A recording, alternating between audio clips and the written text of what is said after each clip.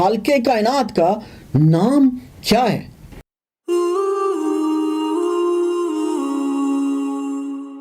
بہت سارے مختلف مذاہب میں خالق کائنات کو مختلف ناموں سے پکارا جاتا ہے. جیسا کہ انسان خالق کائنات کو کہیں اللہ، کہیں ایشور، کہیں گاڈ، کہیں یہودا، کہیں اہور امزا، کہیں زیوس، کہیں یزدا، کہیں امن، کہیں پان اور کہیں تاؤ کا نام دیتے ہیں، اور انہی ناموں سے وہ اپنے خالق کائنات کو پکارتے ہیں. لیکن جب میں نے ان تمام ناموں کو اپنے سامنے رکھا اور ان پر غور کیا، اور مجھے لگا کہ جو آج تک کا سب سے خوبصورت نام ہم خالق کائنات کا لیتے ہیں، جو سب سے اچھا، سب سے بہترین، جو سب سے دلکش نظر آتا ہے، وہ نام ہے اللہ.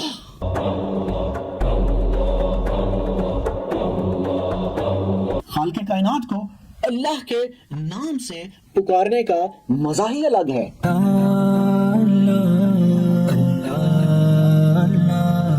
لیکن جب میں نے اس لفظ اللہ کی تحقیق شروع کی تو بہت سارے حقائق کھل کر میرے سامنے آ گئے.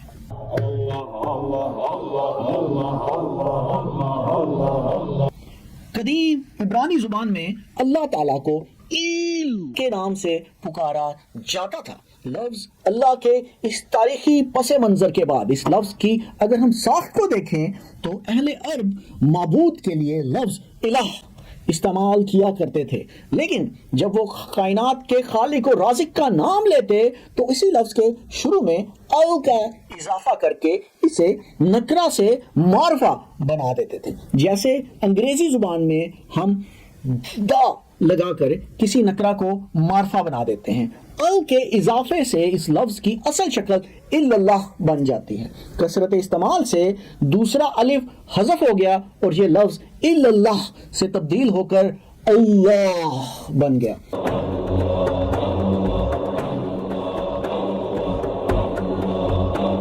اسلام سے پہلے بھی عرب اللہ تعالیٰ کے لیے لفظ اللہ ہی استعمال کیا کرتے تھے.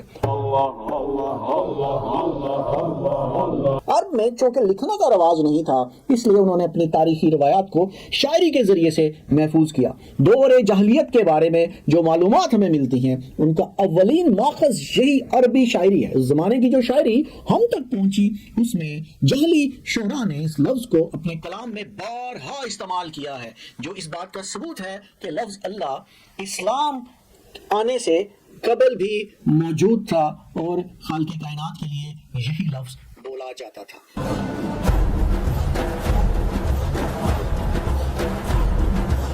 عربی زبان میں سب سے خوبصورت لفظ جو میں نے پڑھا ہے وہ اللہ ہے.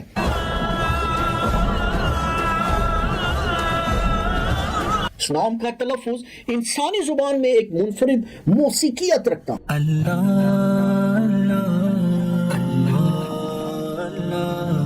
کیونکہ اس کے تمام حروف حلق سے ادا ہوتے ہیں، نہ کہ ہونٹوں سے.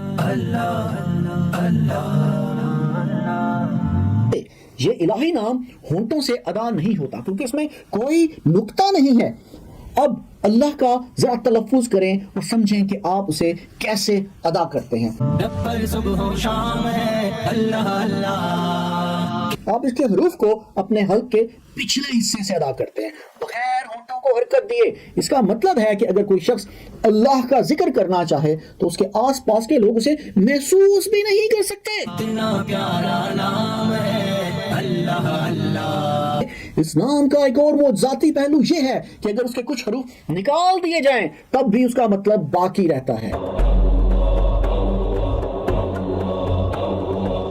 جیسا کہ ہم جانتے ہیں یہ عمومی طور پر جو بولتے ہیں ہم وہ اللہ ہوتا ہے، لیکن اگر ہم پہلا حرف یعنی الف ہٹا دیں تو یہ للہ بن جاتا ہے. جیسا کہ قرآن پاک کی اس آیت میں وَلِلَّهِ الْأَسْمَاءُ الْحُسْنَى فَادْعُوهُ بِهَا، اور اللہ ہی کے لیے سب اچھے نام ہیں سو ان سے انہیں پکارو. اگر ہم الف اور پہلا لام ہٹا دیں تو کیا رہ جاتا ہے؟ لہو. جیسا کہ قرآن میں آیا ہے لہو ما فی السماوات وما فی الارض، جو کچھ آسمانوں اور زمین میں ہے وہ سب انہی کا ہے. اور اگر ہم پہلے الف اور دوسرا لام بھی ہٹا دیں تو صرف ہوا بچتا ہے، جو پھر بھی اللہ ہی کی طرف اشارہ کرتا ہے، جیسا کہ یہ ذکر ہے اللہ الذی لا الہ الا ہو، وہی اللہ ہے جس کے سوا کوئی معبود نہیں۔ اور اگر ہم پہلا لام ہٹا دیں تو یہ الہ بن جاتا ہے، جیسا کہ قرآن میں آیا ہے اللہ لا الہ الا هو الحی القیوم، اللہ جس کے سوا کوئی معبود نہیں، جو زندہ ہیں، جو سب کے تھامنے والے ہیں۔ اللہ کے نام کا علماء کرام نے بھی گہرائی سے مطالعہ کیا ہے، اور توحید کا جملہ لا الہ الا اللہ یعنی اللہ کے سوا کوئی معبود نہیں، یہ 3 حروف پر مشتمل ہے، الف، لام اور ہا۔ یہ ہلکے حروف ہیں جو ہونٹوں کی حرکت کے بغیر ادا کیے جا سکتے ہیں۔ اور آپ کو ایک اور حیرت انگیز بات بتاتا چلوں کہ جب کوئی شخص مرنے کے قریب ہو تو وہ اسے ہونٹوں یا دانتوں کو حرکت دیے بغیر بھی بآسانی ادا کر سکتا ہے۔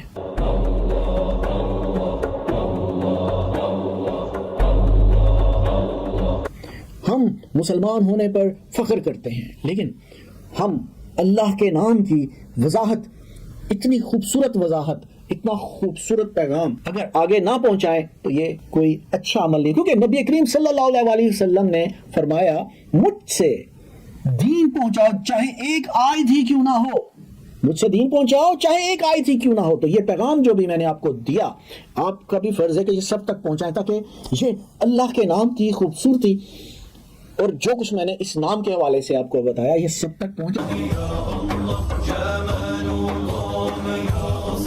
اور یہاں ایک اور اہم پیغام میں آپ کو دینا چاہوں گا کہ ہم اکثر یہ کہتے ہیں بولتے ہوئے یا اللہ تو، یا اللہ تم، یا اللہ تجھے، لیکن یقین مانے کہ جب ہم اس لاجک کے ساتھ یہ کہتے ہیں کہ اللہ تو یکتا ہیں، اللہ ایک ہے، ہم صرف اس کے لیے کرتے ہیں، تو یہ لاجک مجھے بالکل کبھی ٹھیک نہیں لگی، کیونکہ ہم تو، تم، تجھے اپنے سے چھوٹے، اپنے ملازم یا اپنے سے گئے گزرے کے لیے استعمال کرتے ہیں، اور اپنے سے بڑے، اپنے باپ، اپنے استاد اور اپنے سے معتبر کے لیے ہمیشہ آپ کا لفظ استعمال کرتے ہیں۔ اور ہمیں اللہ تعالیٰ کے لیے وہی لفظ استعمال کرنا چاہیے جس سے اللہ تعالیٰ کے تقدس اور اللہ تعالیٰ کی بڑائی میں بالکل بھی فرق نہ آئے۔